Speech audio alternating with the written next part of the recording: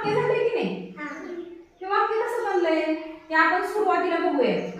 आपण जे अक्षर शिकलो की नाही, अ क ख ग घ च छ स म र ल व हे जे अक्षर शिकलो आहे की नाही, हे सगळे अक्षर कसे मोकळे मोकळे सुटसुटीत आहेत आहे की नाही. उदाहरणार्थ बघा आपण इथे घेऊया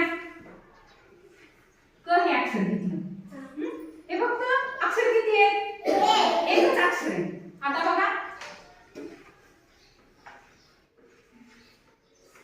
आता या अक्षरांपासून काय झालं?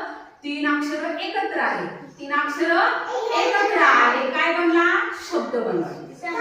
अक्षरांपासून बनतो शब्द. अक्षरांपासून काय बनला?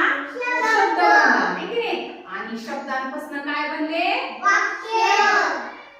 अनेक शब्द एकत्र आले, अनेक अक्षर एकत्र आले आणि शब्द बनला. अनेक अक्षर एकत्र येऊन शब्द बनला. आणि अनेक काय झाले? इथे अक्षर हे शब्द इथे आले आणि शब्दांपासून काय बनले? वाक्य बनले. लक्षात येते का तुमच्या? बघा आता वाक्याच्या शेवटी हा जो टिंब दिलाय की नाही, वाक्याच्या शेवटी काय दिलेले मॅडमने? टिंब दिलेला. मग त्या टिंबला काय म्हणतात माहितीये का? पूर्णविराम. काय म्हणतात? पूर्णविराम. शाबास. वाक्याच्या शेवटी काय असतं? पूर्णविराम.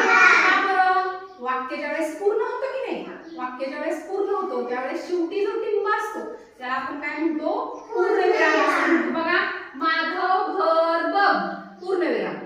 आता बघा आपण एक खेळ घेणार आहे. तो खेळ असा आहे की ज्यावेळेस वाक्य पूर्ण होईल त्यावेळेस काय करायचं? पूर्णविराम आला, तो पूर्णविराम आपल्या लक्षात राहण्यासाठी आपण काय करायचं? टाळी वाजवायची. मी वाक्य वाचणार,